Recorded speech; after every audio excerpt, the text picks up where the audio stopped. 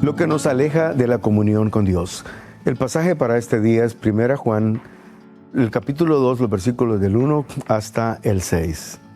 El énfasis del apóstol Juan en esta porción es que la iglesia no peque. Lo escribió de esta forma: hijitos míos, estas cosas os he escrito para que no pequéis.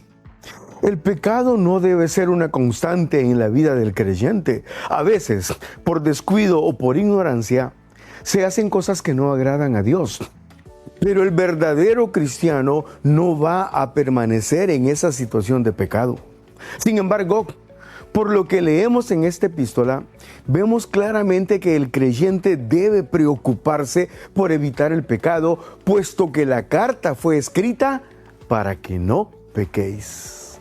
Dios desea que los creyentes no pequen. Sin embargo, todos sabemos que el pecado es inevitable y no es porque Dios así lo haya establecido, pero la naturaleza terrenal es inclinada al pecado. Pero estamos en proceso de santificación y cada vez nos alejamos más del pecado. Pero nunca olvidemos que todo lo que necesitamos para lograr una victoria espiritual lo tenemos en Jesucristo y Él está siempre con nosotros.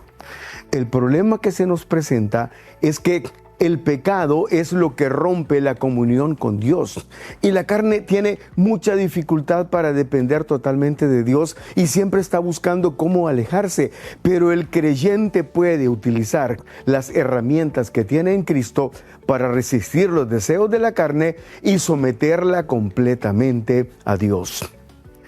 Dios provee una salida para todo aquel que ha pecado. El pasaje nos dice que si alguno hubiere pecado, abogado tenemos para con el Padre, a Jesucristo el justo. Dios ha provisto para nosotros un abogado defensor que está de nuestro lado y acude en nuestro auxilio. Ese abogado es Jesucristo, el cual es totalmente justo.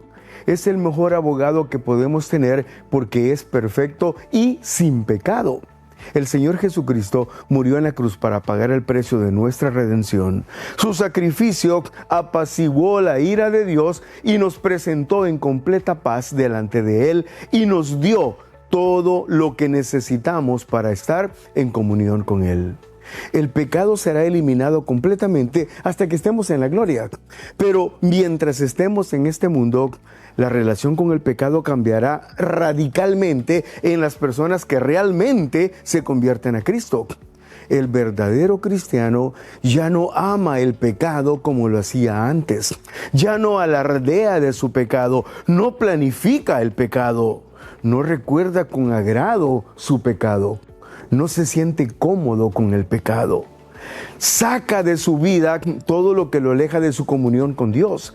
Sabe que el pecado es lo que lo aleja de Dios, por tanto, evita una vida de pecado. Las peticiones para este día: que el pecado no controle nunca más nuestra vida. Que sepamos reconocer con claridad las cosas que desagradan a Dios. Que podamos alejarnos de esas personas que nos inducen al pecado y que amemos más a Dios que cualquier otra cosa de este mundo. Que Dios les bendiga.